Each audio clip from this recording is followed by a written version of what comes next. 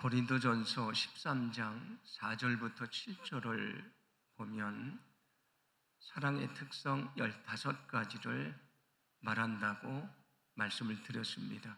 지난주에는 5가지를 생각해 봤는데, 사랑은 오래 참고, 사랑은 온유하고, 사랑은 시기하지 않고, 사랑은 자랑하지 않고 교만하지 않은 것이라고 말씀을 드렸습니다.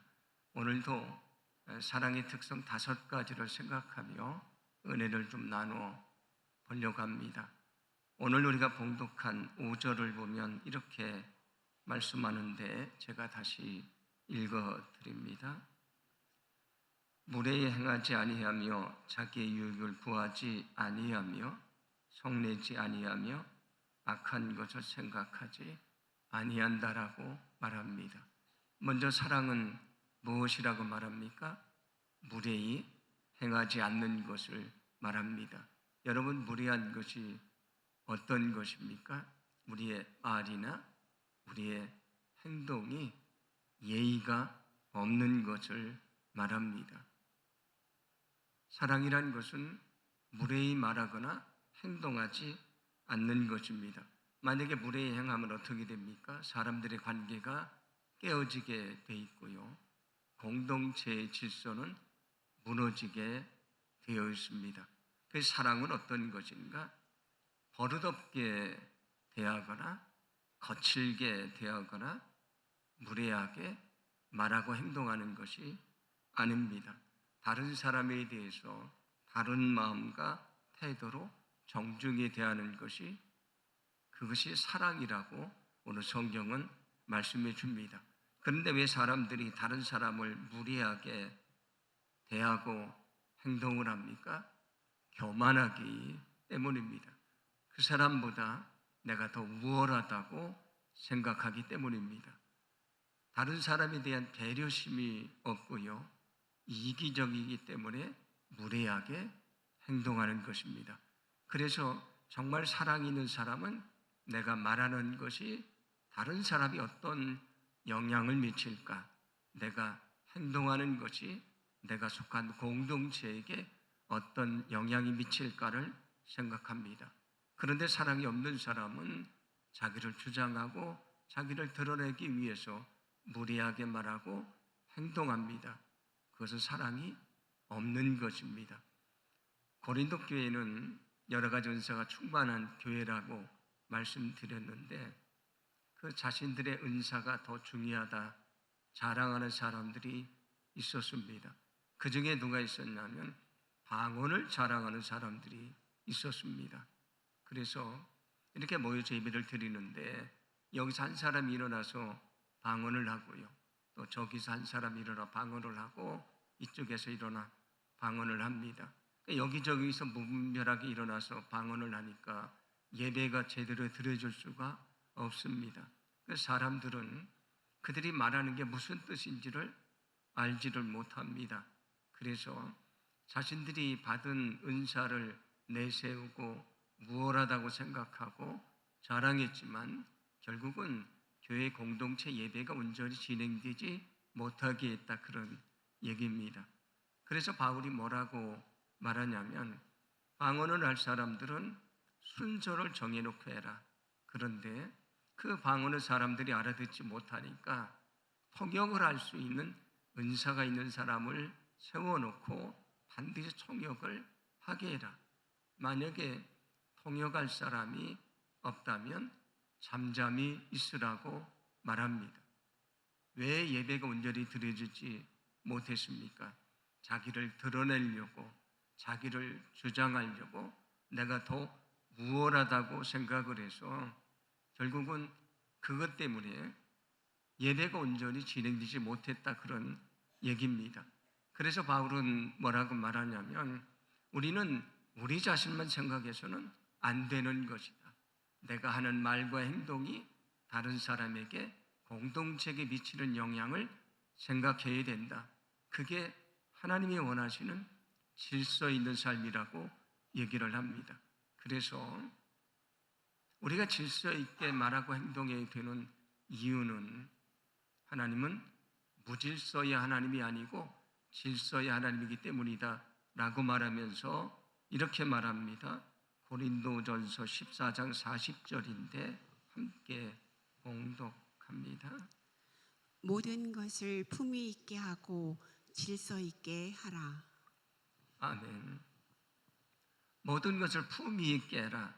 무례하지 행하지 말아라. 그런 말씀이지 않습니까? 질서 있게 해라.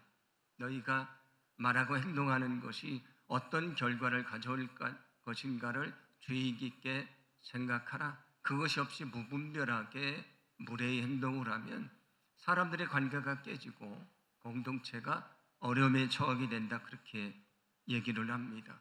여러분, 사랑은 무엇입니까? 나를 주장하고 드러내려고, 나의 우월함을 나타내려고 다른 사람을 무시하지 않는 것입니다. 무례히 말하고 행동하는 것은 사랑이 아닙니다. 여러분, 주님이 이 땅에 오셨습니다. 무엇을 위해서 오셨습니까? 주님이 영광을 받으려고요? 그렇지 않습니다. 주님은 가장 낮은 자리에서 자기의 생명을 다 내어주시면서 우리를 섬겨주시려고 이 땅에 오셨습니다. 그게 예수님의 모습이고 예수님의 마음이고 우리가 닮아야 될 모습이지 않습니까? 만약에 우리가 나를 드러내기 위해서, 나를 우월하다고 자랑하기 위해서 무례하게 말하고 행동한다면 그는 주님의 사랑을 모르는 사람이고요. 그는 하나님의 사랑을 깨닫지 못하는 사람입니다. 여러분을 소망하기는 오늘 주님이 말씀하시는 무례히 말하고 행동하지 않는 그 사랑이 저와 여러분에게 있기를 간절히 소망합니다. 늘 우리가 주님 앞에 엎드려야 되는 이유는 그러지 않으면 내 생각대로 욕심대로 말하게 돼 있고요, 행동하게 돼 있습니다.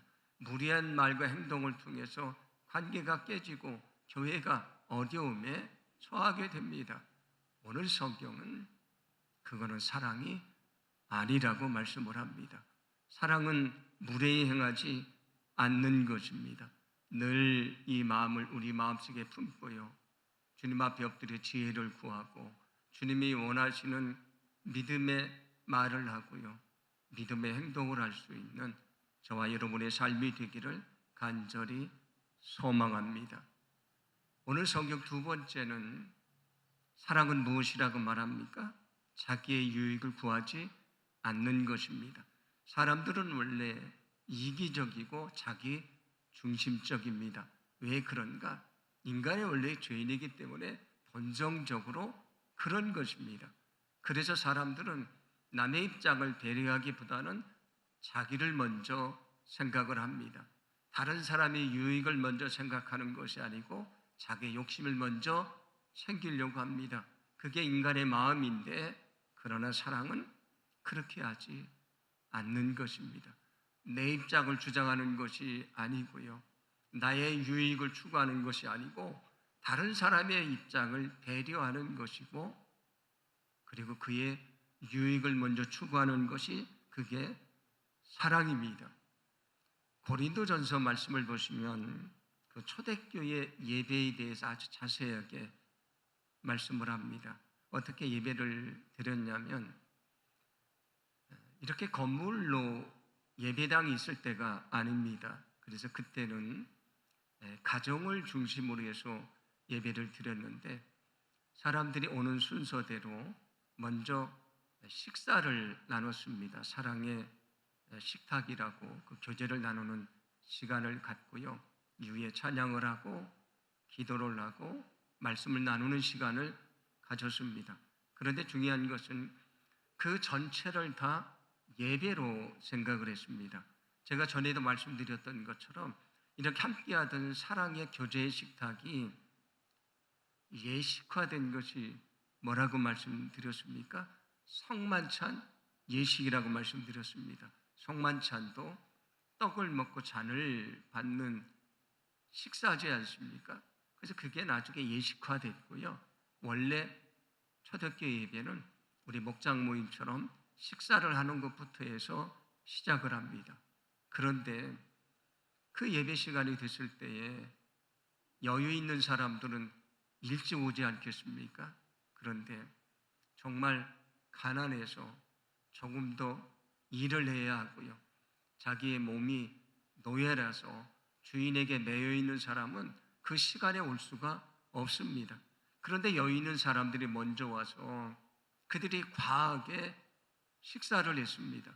그런데 정말 먹을 것이 필요한 사람들은 누굽니까? 가난하고 노예인 사람들이지 않습니까? 그 사람들이 늦게 왔더니 먹을 것이 없어서 굶주린 사람들이 생기게 됐습니다.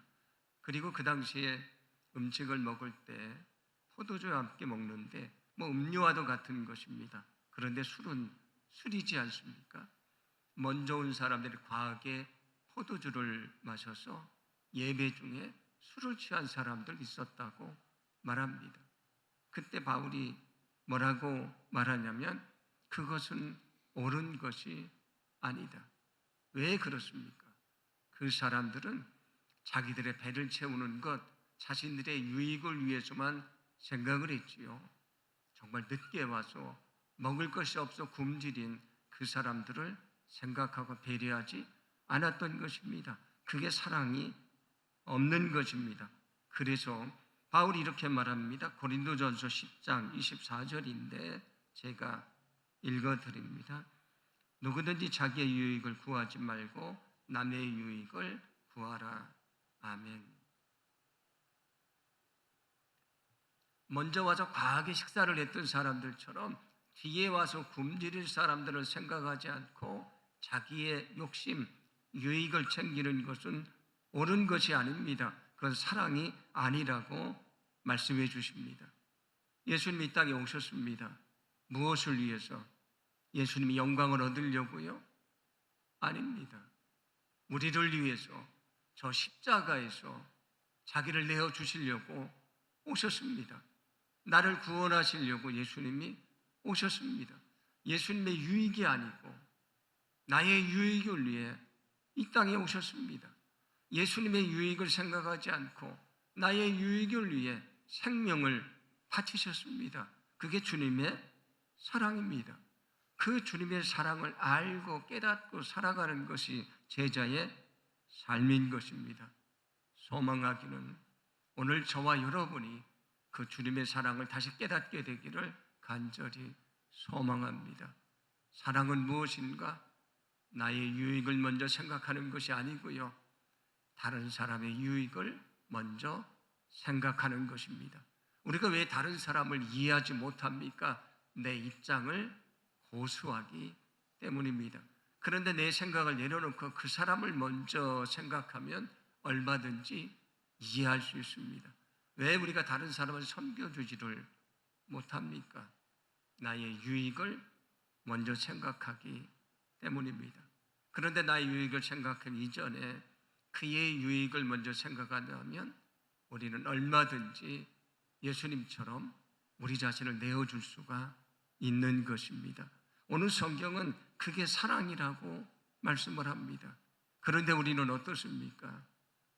늘 나를 위해서 내 욕심을 위해 살아갑니다. 내가 먼저고요. 다른 사람은 생각하지 않습니다. 그런데 믿음의 삶은 무엇입니까? 이기적인 것이 아니고 이타적인 것입니다. 예수님이 나를 위해 죽으셨던 것처럼 내가 다른 사람의 유익을 먼저 생각하고 그를 섬겨주고 살아가는 것이 주님이 원하시는 삶이라는 것입니다. 소망하기는 주님의 그 사랑, 주님의 그 마음이 저와 여러분의 마음이 되기를 간절히 소망합니다. 우리가 이 마음을 가지면 이해하지 못할 것도 없고요. 양보하지 못할 것도 없고요. 내려놓지 못할 것도 없고요. 우리가 물러서지 못할 것도 없는 것입니다. 이것이 없으니까 늘 다투고 아파하고 우리가 살아가는 것이지 않습니까? 여러분, 이 주님의 마음이 저와 여러분의 마음이 되기를 간절히 소망합니다. 오늘 성경은 세 번째, 사랑을 속내지 않는 것이라고 말합니다. 원래 어원의 의미는 뭐냐면 뾰족하고 날카로운 것으로 찌른다, 그런 의미입니다. 우리가 화를 내면 그냥 화를 내는 것으로 끝나는 것이 아니고요, 그 화가 다른 사람을 찌르고 아프게 하고 그에게 큰 상처를 주게 된다라는 얘기입니다. 어느 목사님이 분노에 대한 설교를 하셨습니다. 분노하지 말라고 설교를 했는데, 예배를 마친 다음에 한 교인이 찾아옵니다. 그리고 그가 그렇게 말합니다. 저도 성질이 있어서 작은 일에 화를 냈다가 많습니다. 그런데 나는 다른 사람들과 다릅니다. 나는 화는 내지만 그것으로 끝입니다. 저는 뒤끝이 없습니다. 그리고 저는 더 이상 되돌아보지 않습니다 라고 말합니다. 그러니까 화를 내고 그것이 끝이니까, 또 뒤끝이 없으니까 뭐 화를 내도 괜찮다고 자기를 변호하는 것입니다. 그런데 목사님이 그에게 이런 이야기를 들려줍니다. 그런데 총도 마찬가지입니다. 방해살을 한번 당길 뿐입니다. 더 이상 없습니다. 그런데 나간 그 총알이 누구의 가슴에 꽂히고 그를 죽일 수도 있습니다. 나는 방아쇠 하나를 당기지만 누군가는 그거를 통해 깊은 상처를 받게 됩니다. 화를 내는 것은 방아쇠를 당기는 것과도 같은 것이라고 말씀해 줍니다. 누구나 감정이 있고 분노하고 화가 나지 않습니까? 그런데 사랑은 무엇인가? 그럼에도 불구하고 분노하지 않는 것, 그게 사랑입니다. 우리가 분노하면 누군가에게 상처를 주고요, 그 관계가 깨지고 교회 공동체가 흔들리게 되어 있습니다. 그래서 주님이 말씀하십니다. 야고보서 1장 19절 20절인데 함께 봉독합니다. 내 사랑하는 형제들아, 너희가 알지니 사람마다 듣기는 속히 하고 말하기는 더디하며 성내기도 더디하라. 사람이 성내는 것이 하나님의 의를 이루지 못함이라. 아멘. 우리가 귀가 두 개인 것은 더 많이 들으라고, 두 개라고 얘기하고, 입이 하나인 것은 말하는 것을 절제하라고 하나다, 그렇게 세상 사람들도 말합니다. 오늘 성경도 너희는 사람들을 말을 들으려고 애를 써라. 왜냐하면 들어야 이해할 수 있습니다. 내가 지금 감정이 벅차 이렇게 올라와서 분노를 표출하고 싶은데, 그때 가라앉히고 귀를 열어 그의 얘기를 들어보십시오. 그러면 이해할 수 있습니다. 우리가 분노하지 않을 수 있습니다. 그런데 귀를 열고 듣지 않고 내 생각대로 판단하니까 분노하게 된다, 그런 얘기입니다. 오늘 성경이 뭐라고 말합니까? 말하기를 더디해라. 그렇게 쉽게 말해서는 안 된다. 왜냐하면 말을 통해 우리가 성을 내고 분노를 표출하기 때문입니다. 그리고 중요한 것은 오늘 성경이 뭐라고 말합니까? 성내는 것은 하나님의 의를 이루지 못한다. 하나님의 의를 파괴하는 것이다. 하나님의 뜻을 이룰 수가 없다. 그것은 너희가 죄에 빠지게 되는 길이라고 말씀해 주십니다. 여러분, 우리가 앞에서 살펴봤던 말씀에서 무엇을 나눴습니까? 우리가 어떻게 구원받게 됐습니까? 하나님이 오래 참으셔서 우리가 구원을 받았습니다. 참지 않았으면 이미 우리는 멸망받고 말았을 것입니다. 내가 구원받고 지금 살아있는 것은 나에 대해 오래 참으셨기 때문입니다. 하나님이 나에 대해 오래 참으셔서 내가 구원을 받았는데, 내가 다른 사람에 대해 참지 않는다. 하나님의 사랑을 모르는 사람입니다.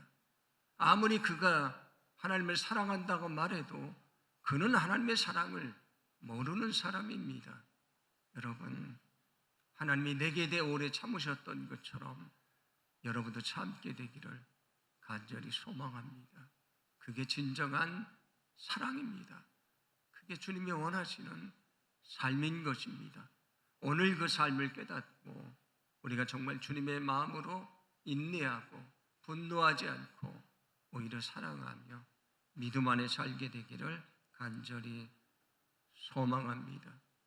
오늘 성경은 사랑은 악한 것을 생각하지 않는 것이라고 말합니다. 여기 악한 것을 생각하지 않는다는 것은 1차적으로는 내 마음속에 악을 품지 않는다, 그런 의미가 있습니다. 그런데 원래 이 원문의 원래 의미는 무엇이냐면 나를 어렵게 하고 나를 대적하고 나를 원수로 삼는 그 사람에게 복수할 마음을 품지 않는다, 그런 얘기입니다. 그러니까 나를 공격하는 사람에 대해서 내가 복수하겠다는 악한 생각을 품지 않는다는 것을 말합니다. 여러분, 누가 나를 공격하고 어렵게 하면 여러분의 마음속에 어떤 생각이 드십니까? 그래, 내가 기회를 보다가 멋지게 대가 아파줄 거야, 그런 마음을 갖지 않습니까? 사랑은 그 마음을 품지 않는 것입니다. 오히려 무엇을 하는 것인가? 나를 공격하고 나의 원수된 그 사람을 용서하는 것을 말합니다. 에베소서 4장 32절입니다. 제가 읽어드립니다. 서로 친절하게 하며 불쌍히 여기며 서로 용서하기를 하나님이 그리스도 안에서 너희를 용서하심과 같이 하라고 말씀을 합니다. 사랑이 무엇인가? 나를 어렵게 하는 원수된 사람에게 복수할 마음을 품는 것이 아니고 그를 위해서 기도하는 것, 그를 친절하게 대하고요, 불쌍히 여겨주고 용서하는 것, 주님이 나를 용서하신 것처럼 용서하는 것, 그게 사랑입니다. 그게 없으면 우리는 하나님의 사랑을 모르는 사람입니다. 여러분, 소망하기는 원수까지 사랑하셨고 그리고 십자가 위에서도 원수를 용서하셨던 예수님처럼 우리가 그 마음을 가지고요, 정말 용서하는 사랑, 하나님이 원하시는 사랑을 하게 되기를 간절히 소망합니다. 그게 주님이 원하시는 믿음의 삶인 것을 잊지 않기를 간절히 원합니다. 오늘 6절 전반절을 보시면 또 뭐라고 말씀을 합니까? 사랑은 불의를 기뻐하지 않는 것이라고 말합니다. 여기 불의를 기뻐하지 않는 것도 1차적으로는 우리가 불의를 향하는 것을 기뻐하지 않는다, 그런 의미도 있습니다만은 원래의 의미는 무엇이냐면 나에게 원수된 사람이 잘못됐을 때에 기뻐하지 않는다, 그런 얘기입니다. 나를 공격하던 사람이 넘어졌을 때 기뻐하지 않는다라는 얘기입니다. 나를 대적하는 사람, 나를 미워하는 사람, 나를 원수로 삼은 사람이 잘못됐습니다. 실패했습니다. 그가 부끄러움을 당했습니다. 그때 우리는 어떤 마음을 갖습니까? 네, 너 그럴 줄 알았다. 네, 너 그럴 줄 알았다. 그런 마음 갖지 않습니까? 여러분들은 다 거룩해서 그런 마음 갖지 않는가 모르는데 저는 그런 마음이 들 때가 있습니다. 어렸을 때 나를 괴롭히던 친구가 뛰어가다가 자기 다리에 걸려서 아주 세게 넘어졌습니다. 뒤에서 보고 제가 뭐라고 생각했냐면 쌤통이다, 고소하다, 아 이놈 잘됐다, 마음으로 기뻐했습니다. 근데 예수님을 믿고 나서 알게 됐습니다. 그게 주님이 원하시는 마음이 아닌 것을 알게 됐습니다. 오늘 성경이 말씀하는 것이 바로 그것입니다. 나와 원수된 사람이 실패했을 때, 넘어졌을 때, 고통받았을 때 그가 잘됐다고 기뻐하는 것이 아니고요, 그를 위해서 기도해주고 그를 불쌍히 여기고 그에게 손을 내서 다시 이렇게 세워주는 것이 그게 사랑입니다. 그래서 잠언 24장 17절 18절은 이렇게 말씀을 합니다. 함께 봉독합니다. 네 원수가 넘어질 때에 즐거워하지 말며 그가 엎드려질 때에 마음에 기뻐하지 말라. 여호와께서 이것을 보시고 기뻐하지 아니하사 그의 진노를 그에게서 옮기실까 두려우니라. 아멘. 너의 원수된 사람이 넘어질 때 기뻐하지 말아라, 박수치지 말아라, 즐거워하지 말아라. 하나님이 너를 보고 기뻐하지 않으신다. 그래서 너의 원수가 넘어졌던 것처럼 너도 넘어지게 할 수 있으니 너는 조심하라고 말씀을 합니다. 그런데 우리는 아무렇지도 않게 그런 마음을 품고 살아갑니다. 그런데 그것은 사랑이 아닙니다. 하나님의 사랑에 위배되는 것입니다. 사랑은 무엇입니까? 나의 원수된 자가 넘어졌을 때 그를 정말 불쌍히 여기는 것입니다. 그를 위해 기도하는 것이 사랑입니다. 그에게 다가가서 넘어진 그에게 손을 내밀고 이렇게 세워주고 그를 도와주는 것, 그게 사랑입니다. 그 사랑이 없으면 우리는 주님의 사랑을 모르는 것입니다. 여러분, 그 주님의 사랑을 깨닫기만 하는 것이 아니고 우리가 정말 그 사랑을 가지고 살게 되기를 간절히 원합니다. 여러분, 사랑은 어떤 것입니까? 무례하게 말하고 행동하는 것이 아닙니다. 자기의 유익을 먼저 생각하지 않고 다른 사람의 유익을 먼저 생각하는 사람입니다. 성내지 않는 것이고요. 악한 것을 생각하지 않는 것, 원수 같기로 결심하지 않는 것을 말합니다. 불의를 기뻐하지 않는 것, 나의 원수된 자가 넘어졌을 때 좋아하지 않는 것, 오히려 그를 불쌍히 여기고 기도하는 것이 주님이 원하시는 사랑입니다.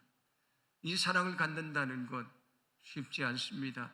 그러나 중요한 것은 주님이 그렇게 사셨고 그게 주님의 마음이기 때문에 우리도 품고 살아가야 될 마음이고 삶이라는 것입니다.